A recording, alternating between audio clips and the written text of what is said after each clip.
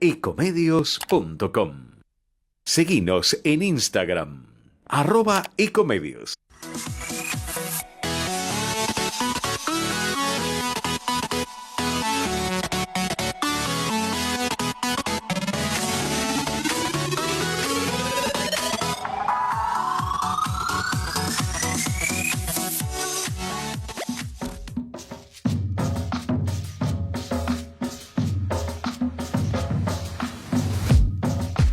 Buenas tardes, bienvenidos a una nueva emisión de Entre Ustedes y Nosotros por el aire de Ecomedios AM 1220 y la simultánea repetición o transmisión, mejor dicho, por redes sociales de este programa, como siempre. Bueno, ya lo estoy viendo al Pablo Torello, nuestro columnista, co-conductor ya a esta altura. Y también está Jorge, no sé si está con la cámara, pero está también Jorge, el conductor histórico del programa y fundador de este programa. Bueno, un miércoles, como siempre digo, y parecido. Este miércoles está más complicado que los anteriores porque hay mucha gente en el Congreso y bueno, la escena repetida de todos los miércoles a los que estamos acostumbrados. Hola Pablo, buenas tardes, ¿cómo te va? Buenas tardes Horacio, buenas tardes Jorge, ¿cómo están ustedes? Bien, si podés hablar un poquitito más fuerte porque se te escucha un poquito bajo, pero apenas. Bárbaro, ¿ahora se me escucha mejor? Ahí vamos mejor, sí. Perfecto. Perfecto. Bárbaro, ¿cómo están? Bueno, ¿Qué bien. tal? ¿Cómo te va Pablo? ¿Cómo te va Horacio? Bueno, ya ahí vi que en la placa hay que poner Pablo Torello, Sí, claro. porque me parece, y en cualquier momento se va a sumar alguno más que fue compañero nuestro. Vamos a ver. Ya está Se pedido, había- Jorge, eso, o sea que la semana que viene va a estar. Bueno, no, pero se va a sumar algún otro más, digo, porque a lo mejor incorporamos a otro, porque cuando se enteraron que lo estábamos haciendo el programa Pablo y yo, Ah, mirá vos. de algunos que fueron compañeros nuestros, surgió una sana envidia de querer participar. Así que en buena hora, si quieren participar, después vamos, yo no tengo que consultar con Pablo porque seguramente hay un par de amigos que se enteraron y Pero, qué bueno qué bueno, sería. porque aparte nos vemos de esta manera, mantenemos un contacto fluido con gente que a lo mejor es del interior y que ¿Eh? me encanta, ¿viste? Verlos, charlar con ellos. Bueno, Así de que hecho, bueno, antes que... Sí. perdón, de hecho ayer estuve hablando con la coneja. Bueno, hoy justamente escuché que hubo algo de la asamblea, de la sesión, que de repente un diputado, Fernando Carvajal, un diputado que fue juez de Formosa, de la Radical. UCR, radical, dijo de repente, porque dijo, usted no es árbitro, le dijo al presidente de la Cámara, acá hay un solo árbitro, que es la Coneja Baldás. Porque el presidente Martín Menem dijo que él era el árbitro. Usted no es ningún árbitro, que acá hay un solo árbitro, que era Coneja Baldassi, que se ve que estaba en el recinto porque lo señaló a él y motivó la risa de... No, sí, sería un lujo engancharlo porque, viste, sería muy agradable tenerlo porque aparte tendría también comentarios futbolísticos para hacer. Él, creo, no sé si, no sé de qué cuadro es hincha, espero que sea hincha de River. Él dijo un día que era de qué cuadro era hincha, ¿no? No, él siempre se corre para todos lados, nunca se define. Siempre dice que es de algún club de su pueblo, este, de allá de Córdoba, pero no se juega mucho. Yo No siempre dije dice. que a nosotros los de River nos bombeaban. No le perdono que nos haya echado a De Micheli cuando le íbamos ganando 2-0 a los bosteros en la bostería. Sí, es cierto eso. No, pero tuvo una justificación, viste, él, la verdad que un gran tipo. Bueno, vamos Sí, sí, lo quiero mucho, por a eso los hablaba temas con él. que nos ocupan hoy. Hoy lo vamos a tener como invitado. Espero que no falle como Ricardo López Murphy el otro día, que después pidió disculpas, pero que no pudo estar, pero Roberto Cachanowski, que se ha recuperado de una lesión, una afección pulmonar que tenía, y ya está muy bien, pese a que Qué pasó por bueno. un trance bastante complicado, así que hoy lo vamos a tener para que nos dé una mirada imparcial, objetiva, porque este tema de económico, muchas veces hay algunas opiniones que son sesgadas, porque como todos tenemos un poco el ego, los que tenemos alguna profesión, de que cuando decimos algo, a mí me pasa en la profesión de como abogado, que alguien te contesta de una manera que se contrapone a lo que vos estabas sosteniendo, es como que tu primer noción es de rechazo y defender ciegamente tu postura, en lugar de pronto de reconocer, me equivoqué, que es mucho más sano, más honesto y más enriquecedor, y además que no se ve mal que alguien diga que me equivoqué. Bueno, si te equivocaste después de un juicio, que mandaste a la quiebra a una empresa, bueno, y sí, la cosa es grave, pero si vos te has equivocado, a lo mejor cómo encararlo, pero que el resultado fue bueno y valorás todas las circunstancias de la prueba, porque no siempre cuando uno dice tenía todo para ganar y no gané, no, a lo mejor no lo tenías todo para ganar, o a lo mejor la prueba que aportaste no fue lo suficientemente contundente. Bueno, pero no voy a entrar en disquisiciones propias de leguleyos, que forma parte de esa cofradía, ¿no? Pero sí, hablando de profesionales del derecho, no puedo menos que señalar el tema de la doctora McIntosh, esa jueza de San Isidro, que yo no sé si ella incurrió realmente en un acto de corrupción. Eso debe investigarlo la justicia. Yo creo que incurrió en peculado, en malversación de fondos, porque estaba utilizando fondos públicos para provecho personal a partir de la filmación de lo que iba a llamar la justicia divina o el juicio de Dios, y que era permitir que se filmaran algunos aspectos de las audiencias del juicio por el fallecimiento de Diego Armando Maradona, que son absolutamente, son absolutamente, están prohibidos, o sea, no se pueden realizar filmaciones que no sean aquellas filmaciones que se concentran en el testimonio y en las probanzas de las personas que están llamadas a prestar declaración, ya sea testimonial, ya sea como solución de posiciones, o el caso de los peritos. Eso creo que se debería investigar, pero lo que sí cometió realmente esta doctora, el pecado de estulticia, ¿no? Una estupidez de tal magnitud que para mí justifica ya claramente su remoción. ¿Y por qué digo esto? Porque los magistrados tienen que guardar cierto decoro, por más que se haya perdido algunas costumbres y que me parece ridículo cuando el gobierno, allá en sus albores, el ministro de Justicia dijo que los jueces tenían que usar toga. Lo de la toga responde a una tradición.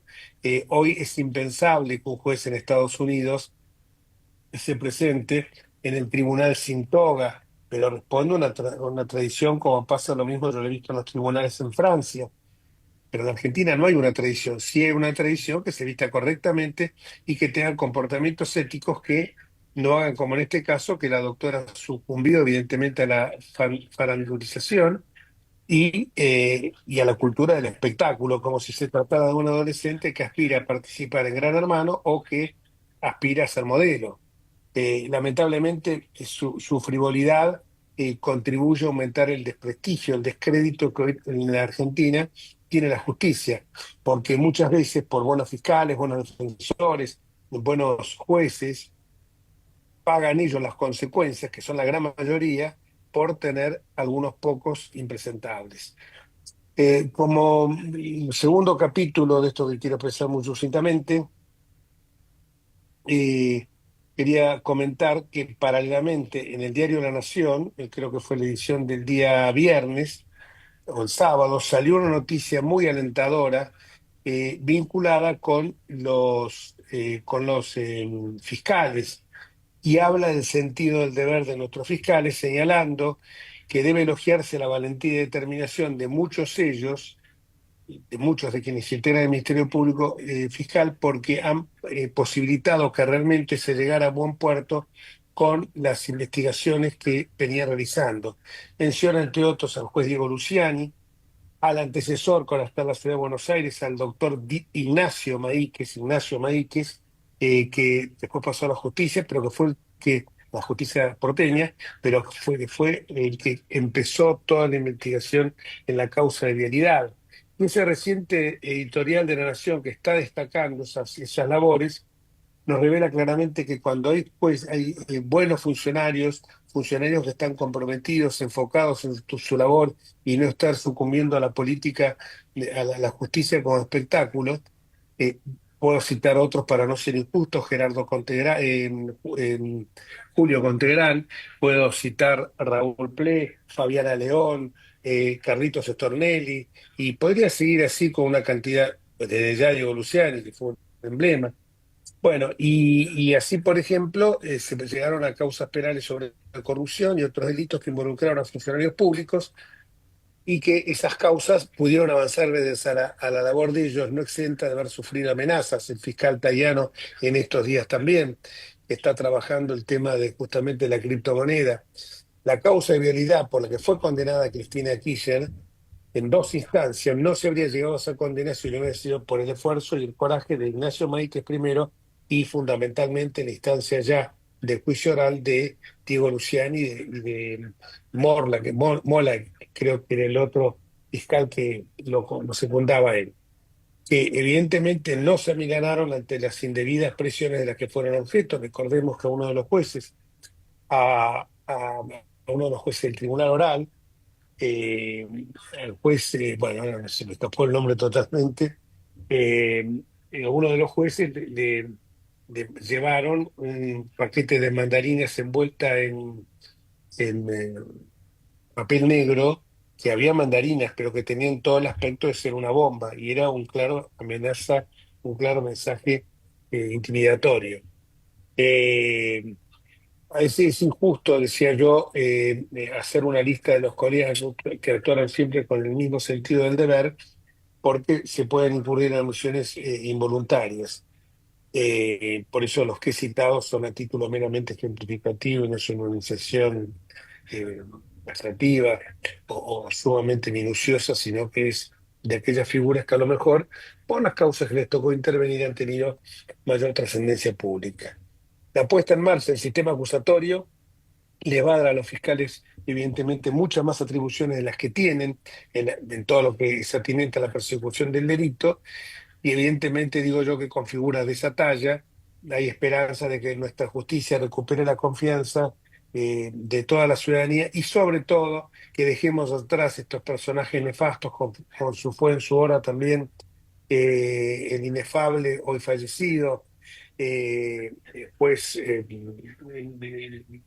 hoy estoy con los nombres fatal, el famoso juez, el famoso juez, bueno, ya se va a venir el nombre. Hoy con los nombres te juro que estoy fatal, fatal, fatal. Estaba pensando justamente en la antítesis de ese juez, que la antítesis de ese juez era Claudio Bonadío, y que fue justamente alguien que, bueno, falleció de un cáncer, de un tumor cerebral, y que la verdad que era un juez también que mm, tuve el honor de contar con su amistad, y era un juez que avanzó muchísimo en todas las causas de corrupción. Me había olvidado, ahora me vino a la memoria como un rapto, como lo agarré, como si lo hubiera agarrado en el aire Norberto Yarvide, me refería, que se Ah, jactaba sí, de tener lujosos anillos. Sí, el mediático, payasesco juez. el mediático Padacesco juez, Tiene el exactamente, récord que de... le dieron la posibilidad, que yo siempre estuve en contra, me puse, a que renunciara.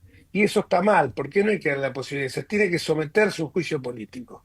A nosotros también nos pasó un caso semejante con aquel eh, diputado salteño que era muy afecto a tener contactos mamarios, y que le permitimos que renunciara, cuando evidentemente habría que haberle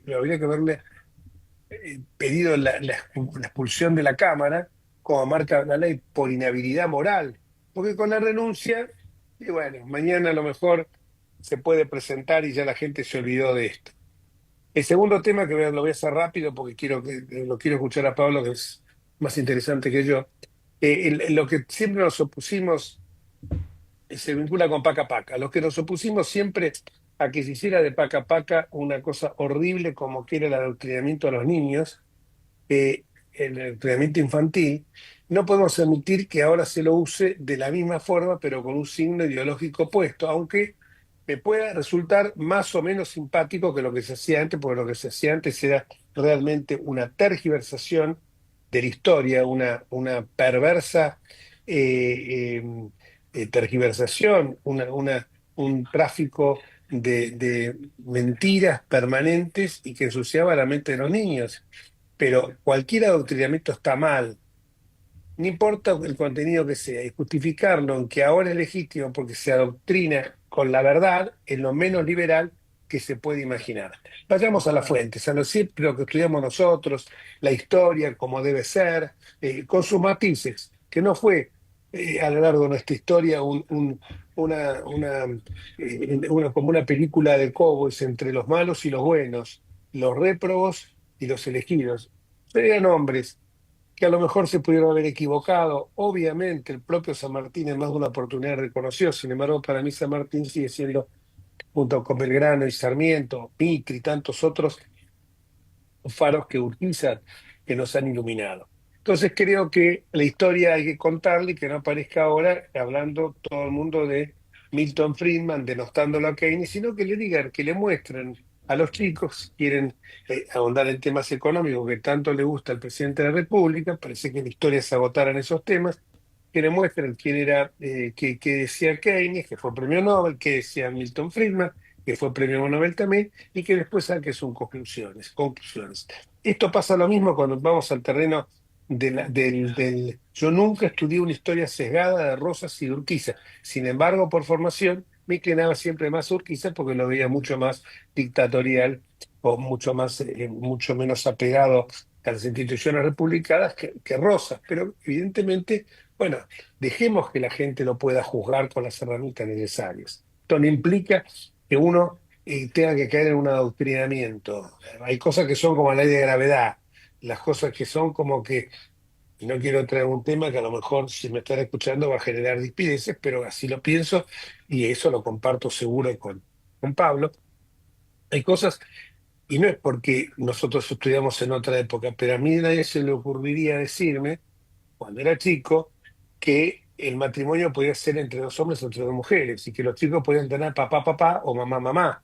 Eso nunca se ve. Bueno, o sea, hay cosas que hacen al orden natural. O sea, esto es. Entonces, pero hay otras cosas que son para discutir, el tema del rol del Estado, una visión más socializante o socialista, una versión más aferrada al liberalismo ultranza, un capitalismo fuerte, pero que la gente tenga la posibilidad de elegirle, que la gente también sepa que hay leyes de gravedad en la economía de los chicos, que no se puede gastar más de lo que se recauda, que tiene que haber un equilibrio, que la inflación es destructiva del tejido económico y social de un país. Esas cosas sí enseñarlas porque son las cosas que son 2 más 2 es 4, acá y en la China. No es pajarito, no da, como digo yo siempre, pajarito, da 4. Entonces, esas cosas sí, pero después entrar en temas que ya son más opinables, no me parece que sea lo mejor. Y no quiero terminar esto sin señalar el, el, no sé si ya hicimos yo hablé en otras oportunidades, me parece que el miércoles pasado ya toqué el tema de ese gran amigo que falleció, Guillermo Sí, Moreno Huello, que creo que lo comentamos, ¿no? La sí, sí, semana pasada, sí, ¿no? Creo que, sí, sí, Jorge. bueno, lo que pasa es que todavía la emoción de su recuerdo me sigue siendo muy cara. Y por último, el otro tema que me parece también relevante tocar es el tema del Garrahan, con la serie de cosas que hemos escuchado en estos días. Me mandaron hoy recién los médicos, de un grupo de médicos que son médicos justamente con una fuerte impronta liberal, por lo menos se han expresado así en ese grupo. Yo no participo, pero me mantienen al tanto los médicos amigos, que estaban muy, pero muy molestos con unas declaraciones que hizo la señora Lidia Lemoine, diciendo que si ganan poco como médicos, que se dediquen a ser plomeros, albañiles, que a lo mejor lo que necesita eso es la sociedad. Y esto es peligroso porque siempre la pauperización en la educación conduce a que la gente sea el caldo de cultivo para los mesianismos de turno. Dicho esto, que me fui bastante del tema, eh, me gustaría conocer tu opinión sobre alguna de estas cositas, Pablo, de estos temas.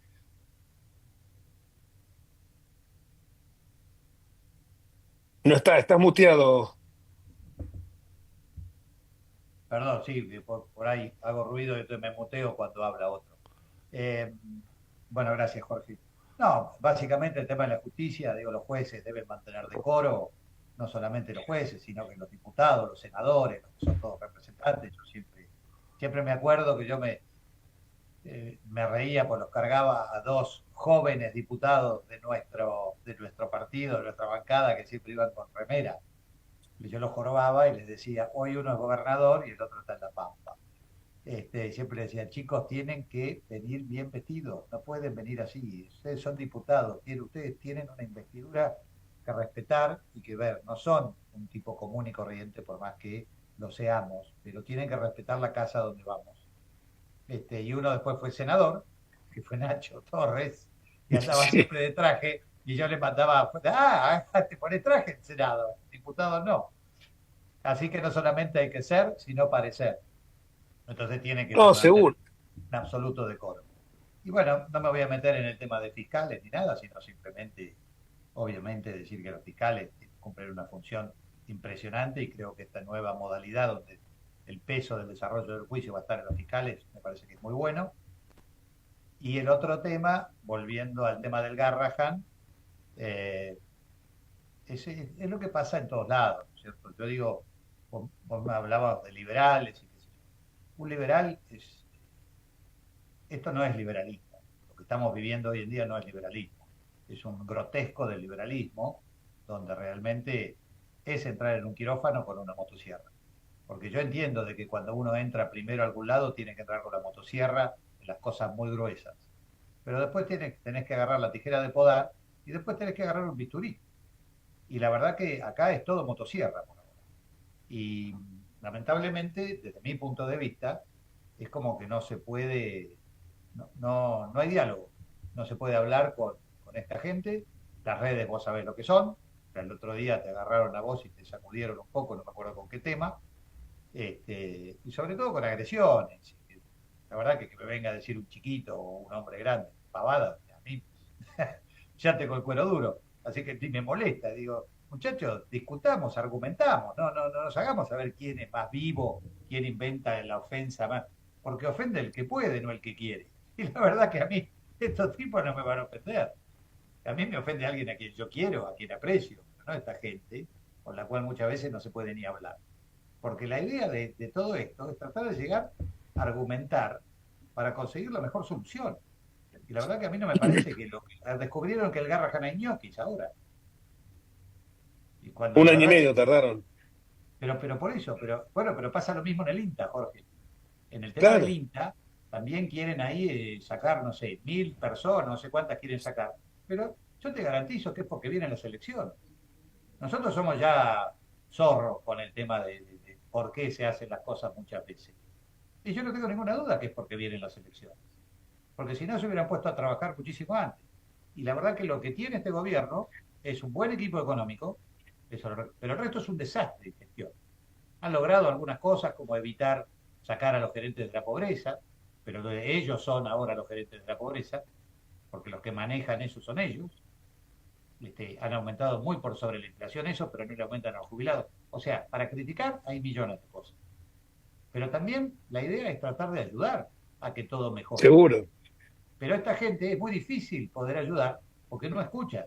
Y cuando uno hace una propuesta o dice, no, estos van por el mal camino, está mal hecho esto, está mal hecho aquello, enseguida tenemos 500 millones de trolls y tipos dando vueltas. Mirá que yo he hablado con muchos de los funcionarios del área que yo manejo, en el cual yo me desenvuelvo, que es el agro, y no hemos conseguido absolutamente nada y persisten en el error. Desde mi punto de vista es un error, ¿cierto? Pero persisten en el error. Y la verdad que la razón me la da las cosas que terminan pasando, porque ellos hacen todo para que pasen cosas y esas cosas no pasan. Y no van a pasar, porque yo lo que creo que logró este gobierno, una cosa que no pueden llegar a entender nunca, que es que el campo necesita confianza. Es el primer insumo que necesita el campo, es confianza. Y la confianza se rompió cuando este gobierno, que en campaña decía que el campo eran unos héroes, que eran unos patriotas, que había que sacarle las retenciones, que había que dejarlos trabajar, lo primero que quiso hacer fue subirle los derechos de exportación. Al querer hacer eso, se quebró la confianza en una gran parte del sector. Seguimos apoyando porque entendemos que el rumbo económico debe ir por ahí, pero también hay un montón de cosas que no escuchan, no atienden y yo creo que no tienen gente capacitada en el sector nuestro para estar manejando lo que es la agricultura del país, que es el primer generador de dólares para la Argentina. Genera el 50% de los dólares que se exportan y el 80% del saldo exportable de la balanza comercial es del sector agropecuario. Y así todo lo siguen castigando como locos. Es inentendible lo que hacen. Pero bueno, Repetí, por favor, repetí por favor los porcentuales porque es bueno que la gente, siempre los números grafican mucho. el 50% de las exportaciones, De y las a veces exportaciones más, totales de la Argentina. de los 80.000 millones de dólares, muchas veces son 40.000, 42.000, 38.000, son, ponele el 50% seguro, son de origen agropecuario. Y de la balanza comercial, el 80-85% es responsable del sector agropecuario, porque el sector agropecuario exporta por 40.000 e importa por 10.000. O sea, tenemos una balanza comercial intrasector enorme. El sector automotriz exporta por 7.500, pero importa por 11.500. O sea, tiene una balanza comercial negativa de 4.000 o 5.000 millones de dólares. Y eso es muy La nuestra, en importante. cambio, es positiva en un 30%, en un 35%. La nuestra igual al campo. La del campo, no, no, es muchísimo más. Nosotros exportamos por 40.000 e importamos por 10.000. Ah, de 10.000, entendí 16.000. Qué No, no, no, bárbaro. 10.000. Sí, no, no, es un montón. Bueno, No, no, Dije, el perdón, campo, dije nosotros, sí, ya está las bien, hectáreas que tuve, no, las está bueno, hectáreas bien. que tuve Yo voy a ser en, productor de de, li- limones. de limones en Tucumán. Bueno, pero el Bueno, sector agropecuario, todo el sector claro. agropecuario, Jorge, la verdad que no conocen, no saben y no se asesoran bien, no han elegido bien la gente que, o por ahí a lo mejor son gente re capaz que no sabe transmitirle cuál es el potencial del agro. El agro, el agro te puede traer, yo no sé si ya estamos medio en el límite del tiempo, porque es 6:30 normalmente, tendríamos que cortamos. hacer, si podemos, un corte para Sí, pero decirlo. no, pero No, que termine, que Hagamos termina, el corte. termine. termina de desarrollar la idea porque así si no Sí, queda sí, truco. sí. En realidad la idea la estaba desarrollando muy bien.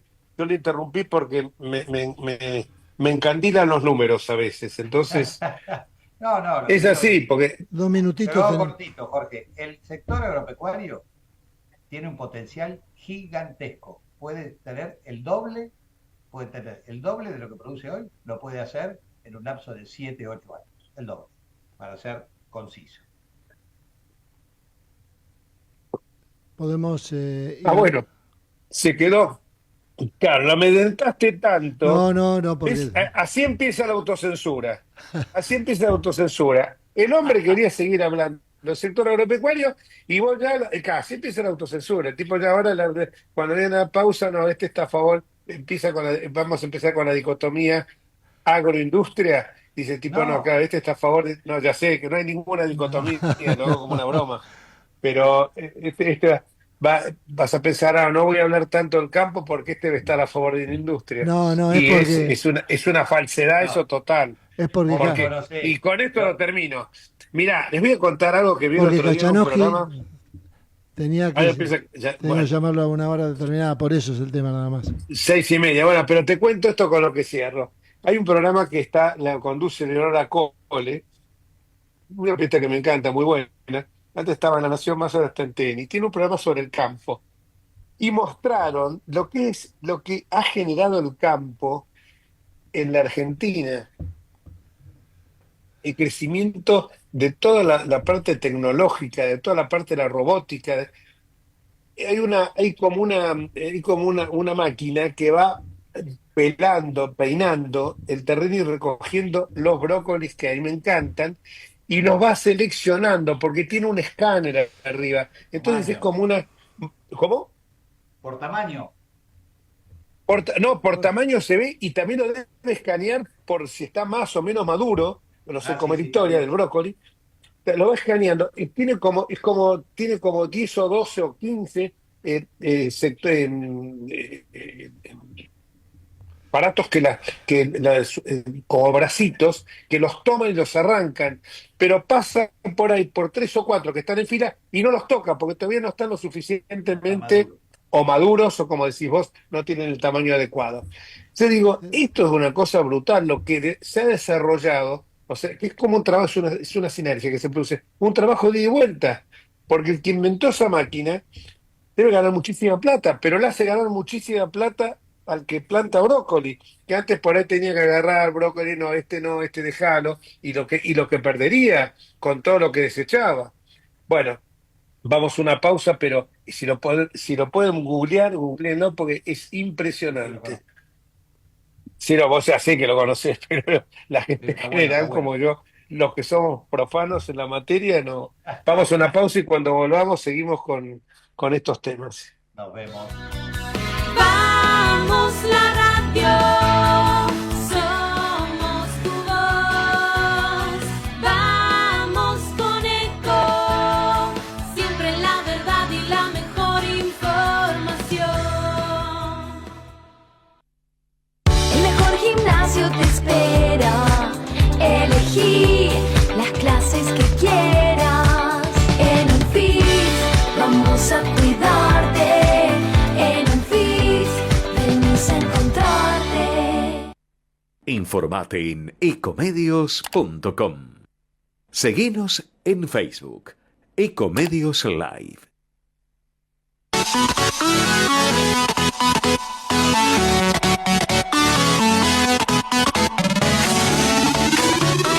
Escribanos en tu ciudad. Nuestro consejo es prevenir problemas. Colegio de Escribanos de la Ciudad de Buenos Aires. Consejo Federal del Notariado Argentino. El Colegio Profesional Inmobiliario auspicia este programa. Colegio Profesional Inmobiliario, cada vez más profesionales. ¿Conocéis los planes de salud de Andar, la obra social de los viajantes vendedores? Planes para empleados en relación de dependencia, monotributistas y particulares. Solicita un asesor comercial al 0810-345-0184.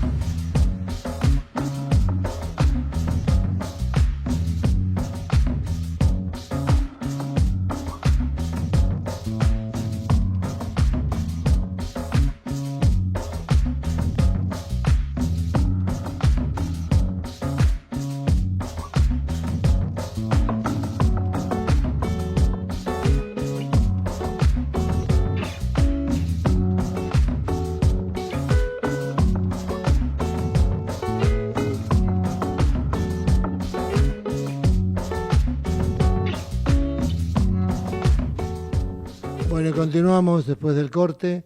Nosotros, Estuve hasta recién intentando con Roberto, parece un maleficio. Todavía no pude hablar con él, Jorge, así que sigamos y lo estamos buscando. bueno, pongan un cartelito de Wanted, a ver si aparece. Están los chicos, digo yo, en el Congreso están a full. Bueno, el Garrahan parece que los a los residentes, solo a los residentes le dieron la posibilidad de tener un bono superior, según eso ha levantado la sesión. Ahora estoy viendo acá por televisión que está hablando alguien de kirchnerista tratando el incremento excepcional y de emergencia para las jubilaciones y pensiones. Mientras tanto, Te volvemos interrumpo, ya está Kachanowski, Jorge, disculpame ya la está interrupción. Kachanowski, perfecto. Podés saludarlo. Hola Roberto, ¿Cómo? ¿cómo andás? Te saluda Jorge Enríquez lo estoy haciendo ahora el programa con un ex diputado muy vinculado con el campo, con Pablo Torello, que también te está saludando en estos momentos. Ah, Hola, ¿qué tal, Roberto. Pablo? Hola, Jorge. Hola, ¿cómo están ambos? ¿Bien? Muy bien. Muy ¿Vos bien. ya ¿Recuperado? Bastante recuperado de la neumonía. Me costó bastante salir, pero creo que estoy saliendo. Así que Bueno, qué bueno. en 3 meses Sé que arrastrando ese problema. Sé que estuviste internado y cuando yo, viste esas cosas que uno lo va dejando pasar, y cuando fui al Mater Dei, Sí. era, ¿no? Ya. Bueno, a ver Sí, si me, sí. a ver si me Ah, equivoqué, por eso no, ya se fue, no, me dijeron. No, dije, a ver si me engañaron, pero no, ya te estuve habían 15 dado el días alta, le ahí. dije, bueno, después te vi. No, tuve 15 días y le dije, mira, o me voy o me voy, ¿viste? Porque ya estaba podrido de estar ahí adentro. Entonces, bueno, obviamente, como te haces estudio, si no encontraba cuál es la bacteria, ni el virus que me generó la neumonía, seguían estudiando y haciendo estudios, y bueno, viste, ya llegó un momento donde no daba más. Así que hice internación domiciliaria y nada más, viste, ya fue más o menos mucho mejor, por suerte. Qué bueno, Roberto. Bueno, vamos a hablar de varios temas, nos alegramos muchísimo. El primer Gracias. tema bueno, yo tengo un tema, después Pablo sigue con otro tema, estábamos hablando Ah, recién, bueno, el tema del campo se lo voy a dejar a él porque él es el especialista, tiene unos números muy interesantes, pero te quería hacer una pregunta, porque en esa época la vivimos los tres, creo. Pablo, espero sí. que no se venga a hacer la criatura, Pablo, y diga que no había nacido. Pero se cumplieron 50 75. años. ¿Cómo? Sí, El año claro, no, viste, 75. claro, dice, no, nací en el 75. Bueno, se cumplieron justamente 50 años del Rodrigazo, Sí. que me da la sensación que el que cargó con el mochuelo fue Rodrigo, pero que la situación ya venía de antes, con Gelbar, ¿no? Y fue Helvar Explícanos el que un armó poco. todo. Helvar había, bueno, había hecho lo que sean todos los gobiernos de esa época y siguen haciendo muchas veces, ¿no?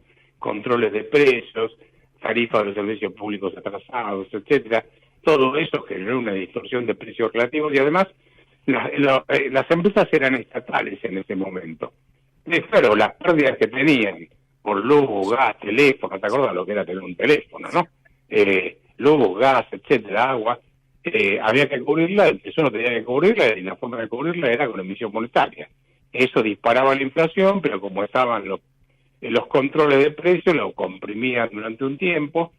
Fue la famosa inflación cero de Helvar que había acordado con Perón. Helvar en realidad fue ministro de Economía al inicio, cuando llegó Cámpora.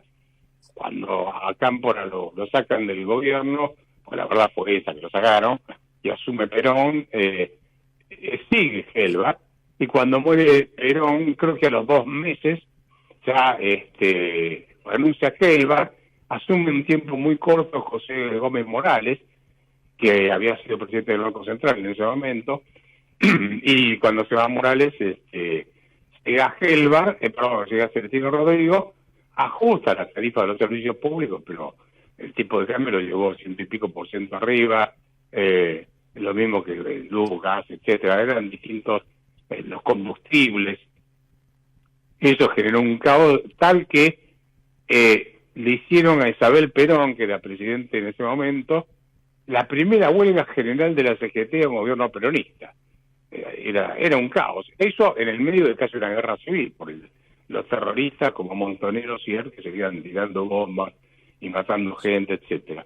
Así que llegó Celestino Rodrigo, y Celestino Rodrigo lo que hizo fue básicamente corregir torpemente los precios relativos en el medio de un gobierno débil políticamente y casi una guerra civil, y creo que duró, no llegó ni a los 2 meses, y después vino una sucesión de casi 6 ministros de Economía que se sucedieron uno detrás de otro. Pasó Cafiero, Bonanni, Corbalán Anclario, no me acuerdo ahora todos los que pasaron, Mondelli,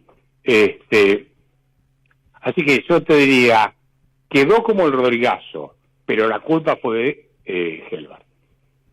De José Bergelman. Exacto. Pablo, que vos no viviste esa época, pero si te interesa hacer alguna pregunta para ilustrarte, eras muy niño en ese momento. Bueno, no era tan niño, ¿no? Tenía 15 años. Ah, bueno, por eso te estaba tirando, me acuerdo porque perfecto. te estabas haciendo el gil. Primero el despelote que era, me acuerdo de Emilio Mondelli también. Sí, ¿Usted se sí. acuerda de Emilio Mondelli? Sí, por supuesto. Sí. Otro ministro de Economía. O sea, fue muy... Bueno, y después yo no sé si me acuerdo por la época o realmente por haber leído y todo ese tipo de cosas. Sí, fue un absoluto desastre.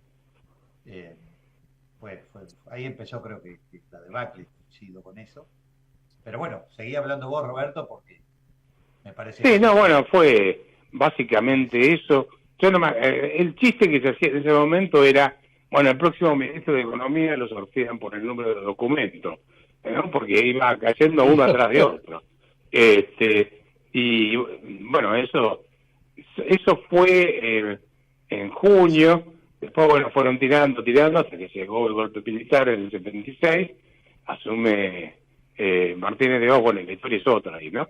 Pero si vamos a lo que fue el Rodrigazo, yo diría que más que corregir, pero mal hecho y en un gobierno débil. Pero que el responsable en última instancia de todo el desastre había sido José Bergelman, ¿no? Básicamente, ese sería el resumen que haría de lo que pasó hace 50 años atrás, ¿no? Sí, fue un poco como le que echaron la culpa a Rebel de Nicó, de que vino a hacer el ajuste de todo lo que venía de antes. Sí, bueno, ahí en realidad se pusieron de acuerdo para devaluar, ¿no? En rigor. Y bueno, la devaluación iba a llevar a una cosa de este tipo. Y lo que hicieron fue licuar el gasto público, algo similar a lo que hizo, ¿cómo se llama? Milei ahora hace poco, en 2023, en diciembre, una devaluación, licuación del gasto público para tratar de equilibrar las cuentas, en punto tal que los primeros, yo no me acuerdo si fueron 6 o 7 años del kirchnerismo, hubo superávit fiscal. Pues claro, bueno, dejaron de pagar los intereses de la deuda y además de eso habían licuado mucho el gasto público, ¿no? Eso se fue eliminando a lo largo del tiempo y después terminaron siempre con un déficit fiscal fenomenal. Cristina Kirchner, básicamente, ¿no? Roberto, y cuando lo iban perdiendo, digo, por lo sufrimos nosotros, empezaron a tocar los derechos de exportación, porque teníamos el 23,5% en soja y el 20% en maíz y trigo, y ahí empezó Néstor Kirchner a dejarle mayor, que ya venía bajando el superávit fiscal, ya se lo venían comiendo. Para mandarlo empezaron con Cristina, el último año nos lo llevaron del 23,5% al 27,5% y después al 35% en noviembre del 2007, cuando ganaron las elecciones. Y después vino en el 2008, vino lo que fue la 125, que las quisieron subir con el invento de Lustó. Claro, bueno, acordate que fue el que empezó de nuevo con las retenciones fue Duhalde. Que creo, ahora no me acuerdo bien si había sido el 11 o el 14% o el 15%. No, el 10. El 10. Empezaron con el 10, pero después lo fueron subiendo, creo, si yo me lo recuerdo. Claro. Y después, bueno, es más, cuando está por terminar el mandato de Néstor Kirchner, antes de que asumiera Cristina, él sube las retenciones. Creo que las llevó al 27 en ese momento, si mal no recuerdo. Pero bueno, al campo siempre le pasa la factura de mantener el populismo, ¿no? Fue así, mirá, en abril de 2007 estaban en el yo digo, las de soja. Abril de 2007 la sube Sí. para hacer el fondo de compensatorio al 27,5, sube 4 Sí. puntos. Y en noviembre, después que ganan las elecciones, la sube del 27,5 al 35. Y el campo no Ahí dijo está, nada. bueno. Sí. 2 veces la subió Kirchner. O sea, él asume con el 23,5 de retenciones en soja y 20 en trigo y maíz, y la sube al 35 en soja. Soja es el 70% de la recaudación de derecho de exportación, así que hablemos de soja. Sí. Yo te diría que ahí, como los precios internacionales eran muy buenos, el precio de la soja, eso hizo que apareciera buena parte del populismo de toda América Latina, el populismo de izquierda. Bueno, Chávez se afianzó en Venezuela, en Uruguay, Pepe Mujica, Lula, en Brasil, en Chile, Bachelet, Evo Morales en Bolivia, y bueno, en Paraguay también no me acuerdo quién estaba, también un cura hubo en un momento. Lugo. Apareció todo el populismo. Lugo fue un tipo muy prolífico, pobló el Uruguay. Sí, Paraguay, siendo cura. Bueno, sí, que después finalmente los comisiones le hicieron juicio político y lo sacaron. Pero, o sea, todo ese populismo se pudo mantener gracias al precio de las commodities, del petróleo, de la soja, etcétera. Yo no sé si se hubiese mantenido ese populismo sin esos precios internacionales, ¿no? No, pero que hoy no están. Perdón, Sí, te Roberto. escucho. Todos Sí. esos países mejoraron su situación porque pudieron estabilizar sus monedas, aumentaron sus reservas, bajaron la pobreza. Nosotros en Argentina hicimos exactamente lo contrario. Bueno, acá fueron más desaforados en materia de populistas, vamos a ponerlo de esa forma, ¿no? Sin ninguna duda. Pero yo te diría que fue una ocasión perdida fenomenal como para que Argentina entrase en una senda de crecimiento muy fuerte, ¿no? Fue un Estamos perdiendo desperdicio. ahora. Acordate que también se consumieron 10 millones de cabezas de ganado para que el asado fuera de tira fuera barato, ¿no? La mesa No de sé los si te acordás. argentinos. Exactamente. Había que cuidar la mesa de los argentinos. Dijiste Pero ahora algo, estamos Pablo, que me perdiendo otra parece... vez- Estamos Ahí perdiendo está eso, otra vez boludo. una oportunidad con el agro. Estamos haciendo lo mismo. Exactamente, bueno, tanto habló Milei que de los impuestos de ellos, pero la realidad es que ahora, porque subieron, ¿cierto?, los derechos de exportación de la soja. Sí, vuelven a subir, pero lo peor de todo es que con la ley bases los quisieron subir de entrada. Con la ley base quisieron subirlo de entrada, exactamente. Eso de que se iba a cortar un brazo, antes de subir un impuesto, fue un verso, porque llegó y subió el impuesto al país del 7,5 al 17,5 para todos los productos, para un montón de operaciones, aumentó, volvió a poner la cuarta categoría de ganancia que él había votado desde derogarla, ¿te acordás? Y quiso subir la señor. de exportación Yo- que las provincias se Yo era- opusieron. Justo ese día ¿Cómo? yo se lo dije a él. Yo estaba en la cámara con él y se lo Mm. dije. La verdad que vos de liberal tenés tanto como yo de ingeniero físico nuclear. Milei la nunca realidad fue que- liberal, ni lo es. No. Eso, yo No, te no, digo no. porque lo conozco mucho, vos también lo conocés, seguramente ahí de liberal no tiene nada, todos sabemos que no es liberal, es una postura, es un discurso que tiene, pero yo le digo- no es... Perdón, Sí. Roberto, yo le digo el pulpo Milei, porque todavía le quedan 2 brazos, ya se cortó 6 de la Le cantidad de queda- impuestos que subió. Está perfecto. Sí, porque además el liberalismo no es solamente tener equilibrio fiscal en todo caso, también es la libertad de expresión, y vos fíjate que hay mucha preocupación en el mundo por la forma que se está atacando, te diría, no solo al periodismo, sino que acá surgió todo este tema de esa denuncia que hizo Alcorná Damón, de que la ex-CIDE investiga a los economistas y a los periodistas que puedan desestabilizar el plan económico, ¿no? O sea, entras en una senda ya directamente de fascista. Bueno, eso lo hizo también el kirchnerismo, recordémoslo, cuando intentó votar una ley en virtud de la cual se tipificaba como un delito aquellos que, emitiendo opiniones, pudieran generar corridas bancarias, y lo llamó terrorismo económico. Y esto es, evidentemente, conculcar el derecho a opinión. Pero hay que recordar siempre que lo que hizo el kirchnerismo es contagioso. El relato libertario, porque no es liberal este hombre, libertario o anarcocapitalista, No es copia nada su de fórmula. eso. No, ya sé que no, Bien. pero bueno, para definirlo. Sí. Copia la fórmula maniquea del mundo entero, lo mismo que pasa con Orbán, con Trump, y podemos seguir así hasta el infinito. Sí. Una fórmula maniquea que divide al mundo entre buenos y malos. Y ellos comparten más cosas con el kirchnerismo que otros, como por ejemplo el gen de ese sentido danístico, esa manía fundacional que todo había empezado para el kirchnerismo el 25 de mayo de 2003, de 2003, digo bien, y la descalificación que hacen permanentemente del periodismo.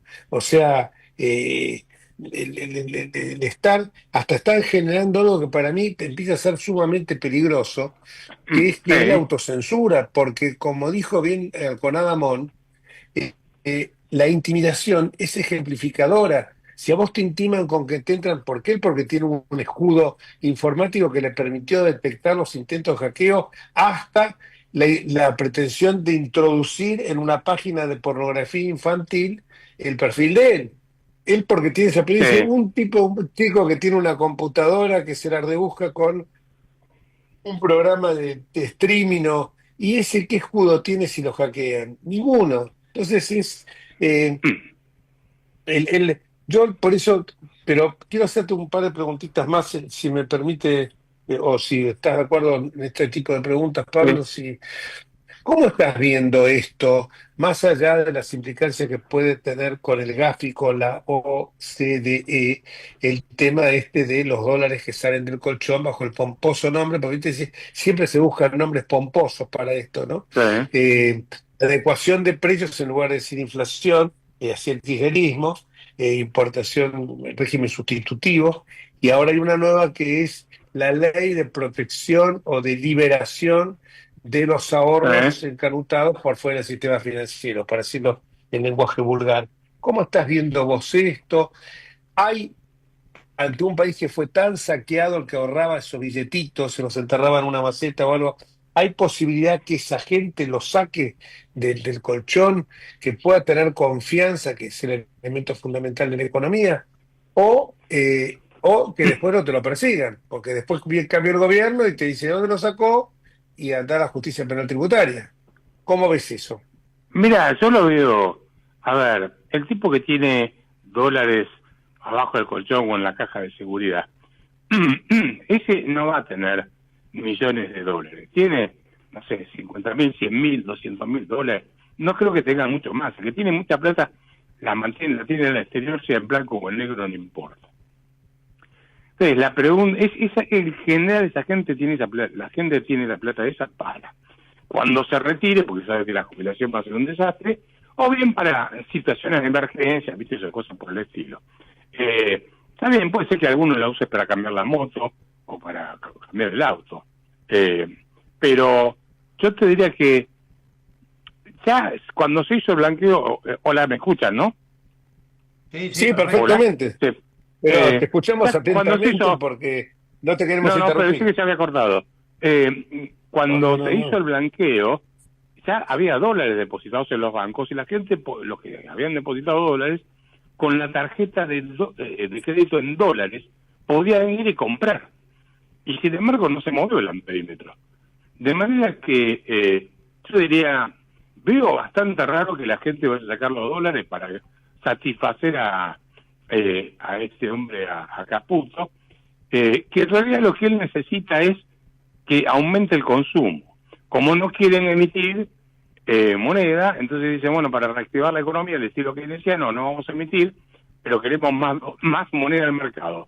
¿De dónde la sacamos? Los dólares que la gente tiene en el colchón. O sea, quieren que la gente desahorre para que consuma, y eso mover más la economía, porque la economía no se está moviendo muy poco.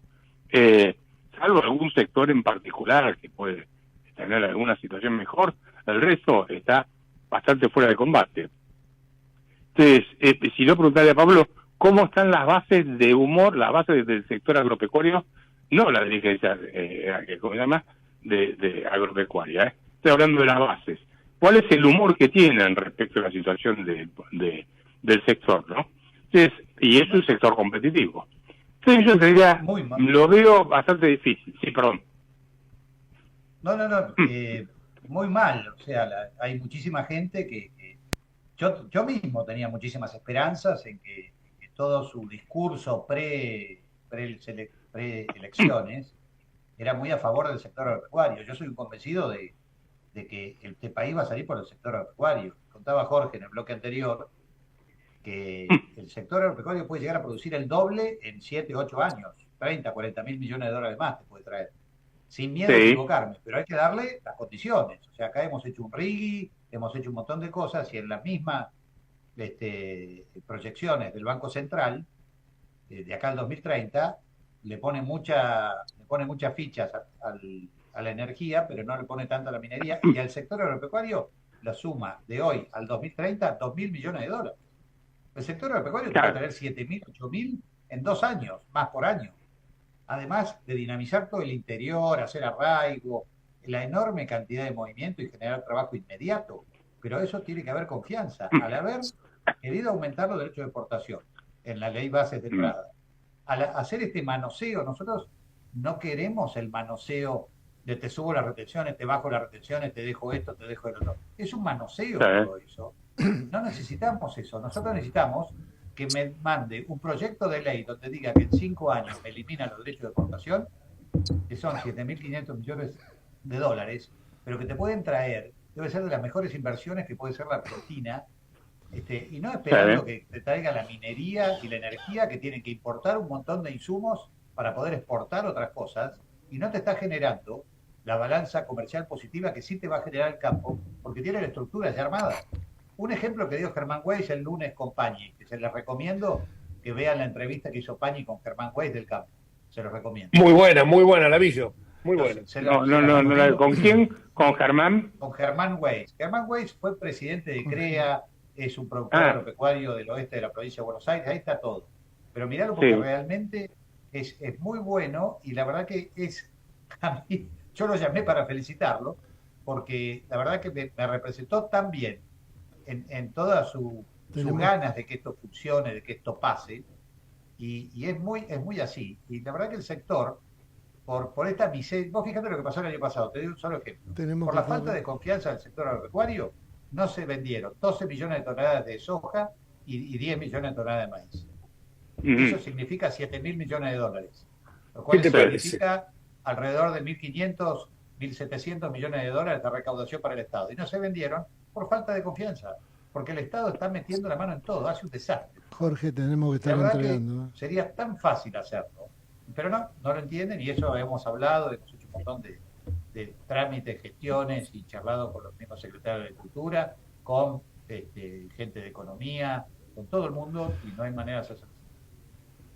Te pido 1000 disculpas a ambos, la conversación está interesantísima y no quiero que se nos ofenda porque a Roberto no le gusta cuando va a algún programa y nos interrumpe, tiene razón, porque además cuando le interrumpen, él tiene una famosa frase, le interrumpen en un programa de televisión, dice, yo estoy podrido que me interrumpan, no voy a dar los nombres de los periodistas, porque de repente aparece urgente, te cortan en lo mejor, y el urgente es el cloro de la Clotilde se encuentra constipado hace una semana, y ahí es así o no es así.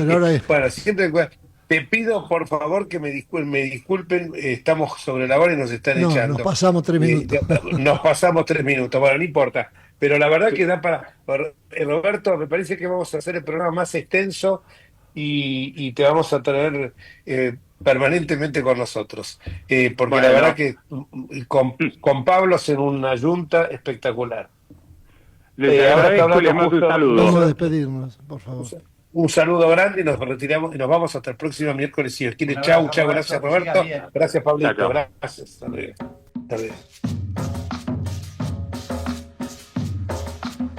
No,